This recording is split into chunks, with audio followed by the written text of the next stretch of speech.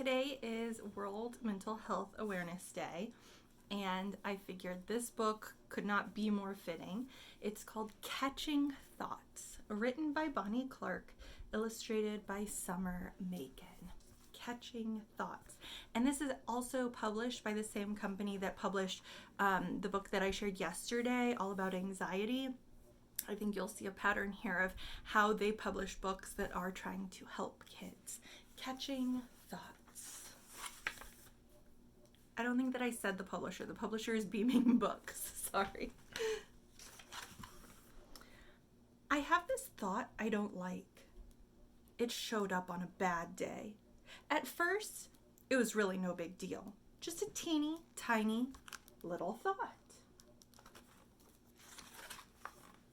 But after a while, the thought followed me everywhere I went. It tripped me up when I wasn't expecting it. Have you ever had a thought like this? I tried to unthink my unwanted thought, but that just made me think about it more. And what color is used to represent this negative thought? Black and gray. Yeah, it's dark. This thought made me angry, so I yelled, "Get out of my brain!" It stayed. I sat down and cried. It didn't care. It seemed like there was no more room in my head for anything but the one horrible thought. I had to do something. So that thought's represented by a balloon, and it just keeps getting bigger and bigger and bigger, even when she tries to unthink it or focus on something else. I took a deep breath and looked at it. Maybe it wasn't so big. I smiled and said, "Hello." So instead of trying to unthink this thought, she's acknowledging that it's there. That's when I noticed it. It was small, but it was beautiful.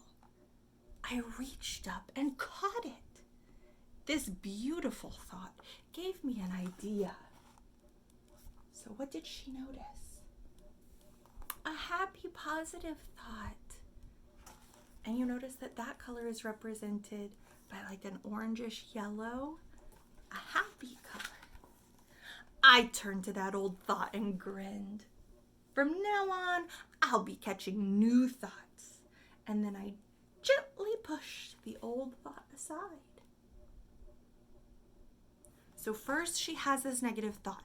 She thinks about it and thinks about it. She tries to think about anything else, but she's so overwhelmed by that one negative thought. And then she thinks, you know what? I'm going to acknowledge that it's there. So she takes a deep breath and says hello. And then she sees a happy thought. I grabbed onto thoughts that were hopeful and gathered up thoughts that were lovely. So that one negative thought, it's still there, but she's not holding on to that one. I held on tight to thoughts that were true and embraced thoughts that were excellent. I danced with thoughts of pure joy. I collected thoughts that were clear and calm. I realized that the more positive thoughts I caught, the smaller that old negative thought became. So some of it is your mindset. You have to focus on the positive. And whenever that old thought tries to come back into view, I can just say, hello, and politely ask it to leave. So again, she doesn't ignore it. She acknowledges that it's there, but she knows it's not true. She knows it's not a happy thought, so she doesn't hold on to it. And fill my world with all the good thoughts that I choose to put in my mind instead. Catching thoughts. Have you ever had a negative thought like this little girl did, and it just stuck with you? And how did you get rid of it? By focusing on the positive.